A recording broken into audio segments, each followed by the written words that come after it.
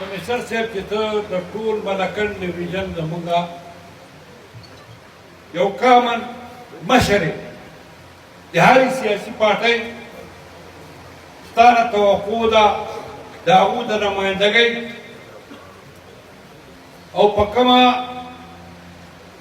طریقه باندې چې کېږي په هغه طریقه زمونږ د دې قوم او بیا خاص کر د دیر لویر د دیر اپر چې کوم بنیادي کومې مسلې مونږ اورو او روانې دي هغه دا چې ټوریزم ډپارټمنټ لګي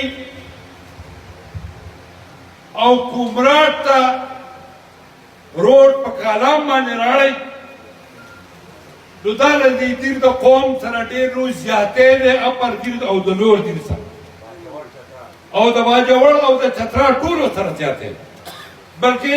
زه به دا وایم چې دا له پاکستان د قوم سره زیاتې دی